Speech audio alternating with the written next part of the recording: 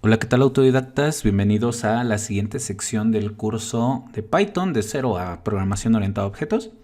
Vamos a empezar justamente a platicar de lo que es programación orientada a objetos y este es un tema, yo diría que vital para cuando tú aprendes a programar, porque la programación orientada a objetos es el estándar que se usa para desarrollo profesional. Algunos dirán, oye, pero es que se usa MVC o se usa algún framework. Sí, estoy totalmente de acuerdo. Pero todas las funcionalidades que haces en un framework o que haces en un MVC, por ejemplo, al final del día tienen que ver mucho con el uso de programación orientada a objetos. Vas a crear clases, vas a crear métodos, vas a agregar atributos, etc, etc, etc. Entonces, si tú aprendes programación orientada a objetos de manera general, te va a servir para cualquier tipo de lenguaje que maneje el paradigma de PO o de programación orientada a objetos, ¿sí? Vamos a platicar de los aspectos básicos de la programación orientada a objetos. Vamos a ver algunos ejemplos, pero como en foto. En la siguiente sección ya saben que es la parte práctica. Ahorita hay que poner atención, tomas notas si crees que sea necesario, aunque de todas maneras vamos a dejar lo que es la diapositiva en la descripción del video. Vamos a comenzar a platicar y bueno, a modo de introducción vamos a ver un pequeño texto. Cosas de lo más cotidianas como un perro o un coche pueden ser representadas con clases y aquí empezamos lo que es el paradigma de orientación a objetos. Estas clases tienen diferentes características que en el caso del perro podrían ser la edad, el nombre o la raza. Llamaremos a estas características atributos. Dense cuenta cómo la PO tiene mucho que ver con los aspectos o sea, el objeto como tal es la descripción de algo en sí. Aquí lo decía un perro, puede ser un coche, ¿no? Entonces, ese objeto puede tener pues ciertos atributos como es el nombre, como es la edad, bla, bla, bla, bla, bla, ¿no? Y puede tener ciertas funcionalidades o acciones, ¿no? Por ejemplo, un perro camina, ladra, come, esas pueden ser sus acciones. Vamos a seguir platicando de esto. Vamos a ver aquí la siguiente. Por último, pueden existir diferentes tipos de perro, por ejemplo, ¿no? Y esos son más objetos. Podemos tener uno que se llame Toby o el del vecino que se llame Laika. Llamaremos a estos diferentes tipos de perro objetos. ¿Ya ven cómo ya estamos entrando en esto? Es decir, el concepto abstracto de perro es la clase, pero Toby o cualquier otro perro particular será el objeto. ¿Qué es lo que hace la clase? Es como un molde, es como el recipiente que puede generar esos objetos. La clase simplemente se puede llamar la clase animal y los objetos que puedes hacer de la clase pues puede ser cualquier animal, ¿no? Un perro, un gato, un pato, qué sé yo. Ahorita lo vamos a ir entendiendo mejor. Es bueno que tomen nota y pongan atención. ¿Qué es la PO o qué es la programación orientada a objetos o qué es el paradigma de programación orientada a objetos? La PO es un paradigma de programación que organiza el código en clases. Las clases agrupan variables que son atributos y funciones llamadas métodos que representan entidades del mundo real. Esto de las funciones ya lo hemos visto y las variables también. Simplemente vamos a acomodar ese código que nosotros aprendimos a hacer en secciones anteriores de tal manera que sea fácil reutilizar el código y no haya que tener que volver a escribirlo.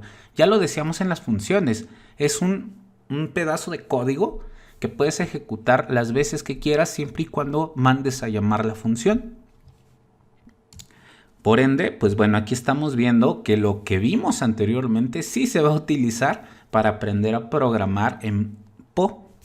Bien, entonces las clases agrupan variables y funciones que representan entidades del mundo real. ¿Por qué dice entidades del mundo real? Hace rato les decía que es un objeto en sí, pues es una cosa, puede ser algo de lo que nosotros conocemos, ¿no? Y este a su vez tiene tanto atributos como acciones. Y las acciones básicamente son las funciones o los métodos. Ya se va desglosando un poco más, tal vez todavía no lo entiendes, pero ahorita lo vamos a ver. ¿Para qué sirve la programación orientada a objetos? La PO facilita la organización del código y lo hace más reutilizable y adaptable a cambios. Les pongo un ejemplo bien rápido. Imagínense que hacen una función que genera el nombre de un título, ¿no? A lo mejor ese método genera un título que dice página 1. Así nada más. Pero imagínense que ese título lo utilizaron en muchas páginas, a lo mejor en 50 páginas. Solamente están mandando a llamar el método o la función. Si ustedes recuerdan las funciones, lo único que tenían que hacer ustedes era modificar el código y automáticamente iba a mostrarlo en todos los lugares donde ustedes lo hayan llamado. Y esa es la ventaja de usar programación orientada a objetos o funciones, ¿no? O métodos.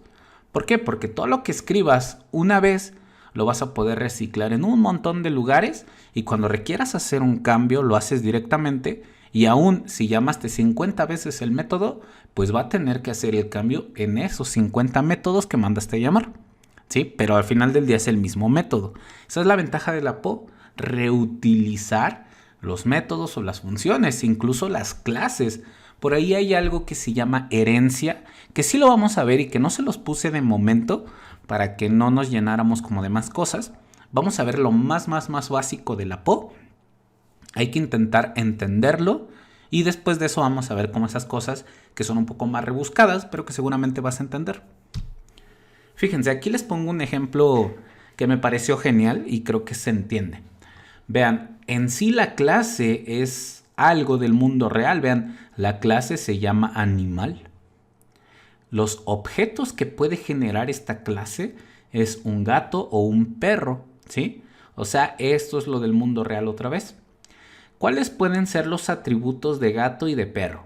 Pues vemos que el del perro es Pancho, su nombre y su edad. Y del gato también tenemos su nombre y su edad. Después vemos que tienen métodos o acciones. En este caso tiene comer y tiene caminar y a su vez tú puedes utilizar el método o la acción comer para el gato y caminar para el perro. Dense cuenta de algo muy importante aquí. Están usando la misma clase que se llama animal, tanto para gato como para perro, y están utilizando los mismos atributos y los mismos métodos, ¿sí? Porque este método de comer fácilmente puede estar aquí o puede estar acá y no importa, tú lo puedes utilizar siempre y cuando hayas generado un objeto. Y ustedes dirán, ¿de qué diablos me estás hablando? Ah, bueno, vamos a empezar a describir cada una de las cosas. ¿Qué es una clase? Una clase es una plantilla que define un conjunto de atributos y métodos que pueden ser utilizados para crear objetos. Para crear una clase en Python se utiliza la palabra clave class. Vean qué fácil es escribir una clase. Ponen la palabra reservada class, seguido del nombre de la clase y 2 puntos.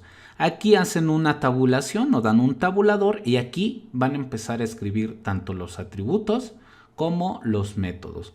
Por aquí tenemos algo que se llama constructor, que también lo vamos a ver, que son llamados métodos mágicos por la funcionalidad que tienen. Pero bueno, de momento se entiende que aunque es un constructor, también cuenta como un método, ¿no? Método constructor, un método 1 y un método 2, los que tú hayas decidido. El nombre de la clase y bueno, aquí trabajamos. Entonces, una clase es una plantilla, es un molde que contiene atributos y métodos. Así de simple, así de fácil, y tú le vas a dar un nombre para darle el contexto de lo que vas a trabajar. Hace rato platicábamos de animales, ¿no? Posiblemente puede ser persona o personas, posiblemente puede ser coche, coches, ¿no? Se recomienda que uses nombres de clase de manera singular, porque normalmente trabajan una cosa a la vez, por así decirlo, entonces es más fácil. ¿Qué es un atributo? Un atributo en Python es una variable, y fíjense, es una variable, y ustedes ya saben hacer variables, que se define dentro de una clase.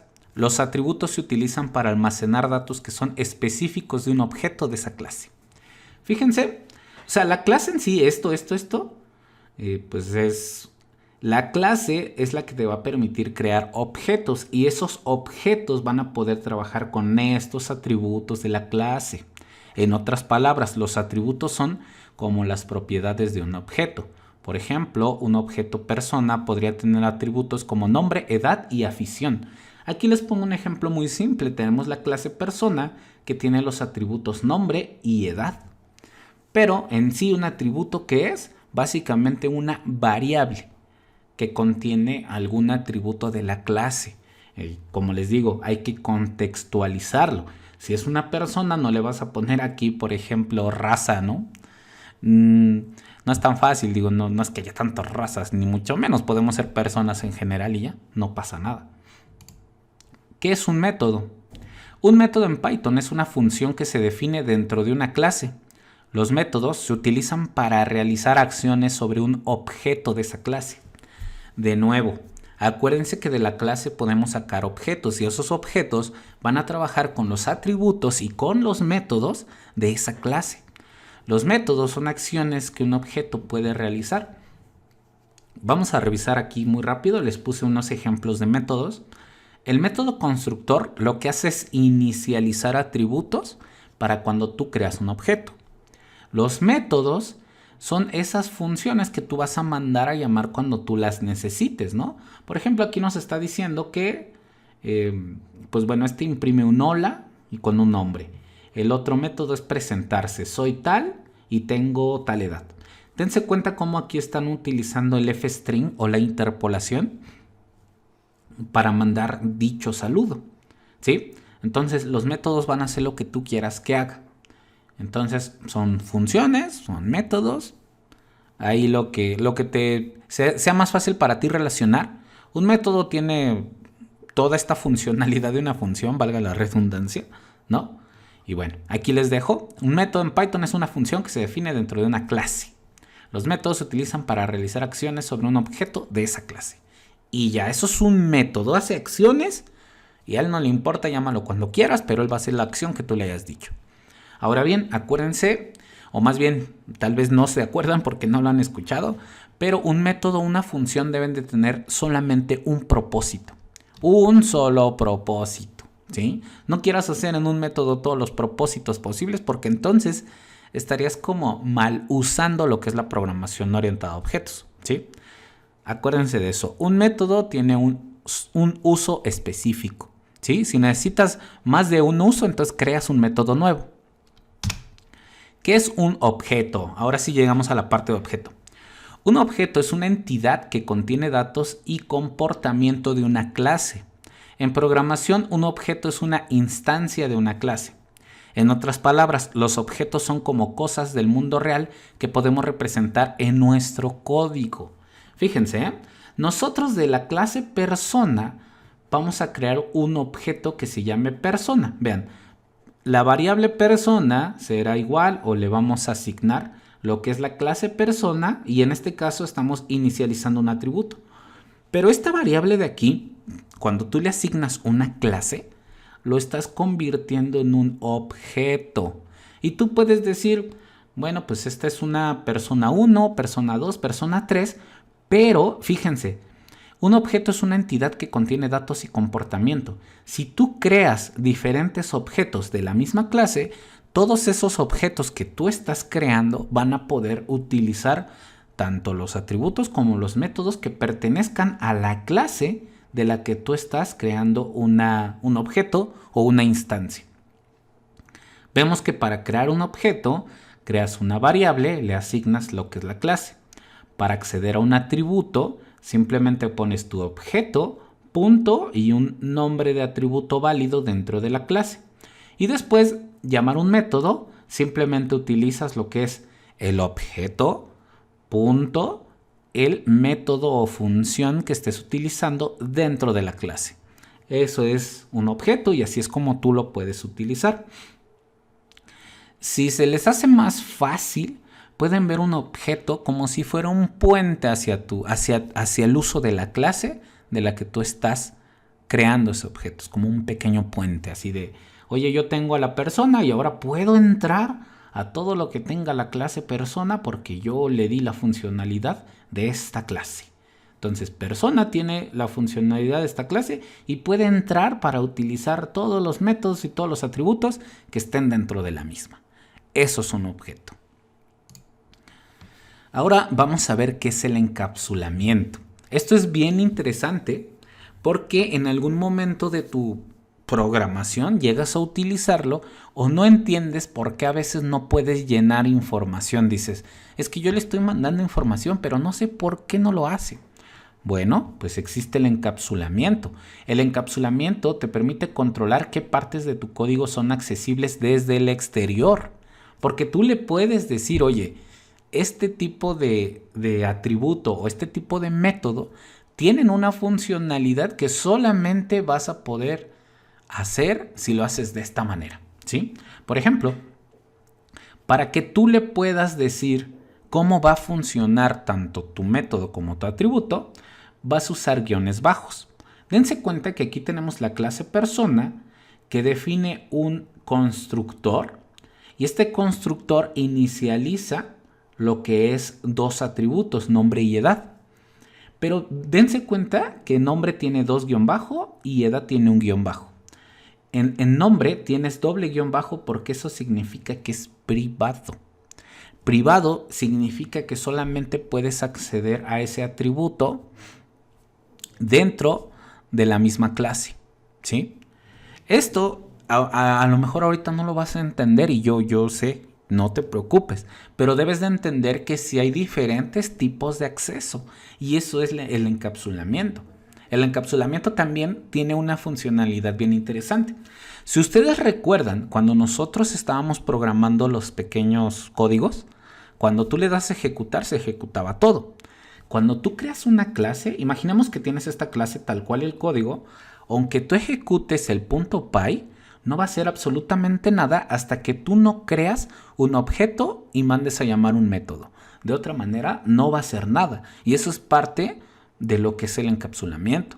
No puedo ejecutar nada que yo no haya permitido, ¿sí? Y acá seguimos. Entonces, puedes definir atributos privados, atributos protegidos y atributos públicos, ¿sí? ¿Qué significan los guiones? Pues bueno, el atributo privado, doble guión, el atributo protegido, un guión, y si tu atributo no tiene guiones, al momento de ser declarado, será público por defecto, así funciona. Y a esto nosotros le llamamos modificadores de acceso. En otros lenguajes de programación están a simple vista, tú puedes ver private, protected, ¿no? O puedes ver public. Pero en Python no. En Python vas a tener esta nomenclatura del guión bajo y tú vas a tener que interpretar en qué modificador de acceso está ese atributo o ese método, ¿sí? Y con base en el tipo de modificador de acceso, entonces tú vas a poder utilizar ese método. Por ejemplo, el protegido no lo puedes utilizar si no hay una herencia de por medio. Entonces así funcionan pues los tipos de modificadores de acceso. Por eso es importante conocerlos, porque si no conoces la funcionalidad, es lógico que vas a querer mandar a llamar un método, un atributo, ¿y qué va a pasar?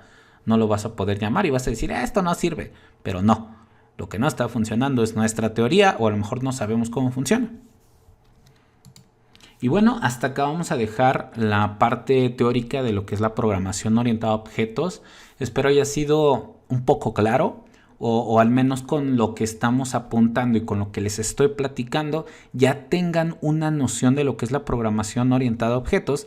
Y si no, espero yo que en la siguiente sección, pues con la parte práctica, ya palpando lo que es la programación orientada a objetos, pues bueno, podamos nosotros entender de lo que hemos hablado hoy.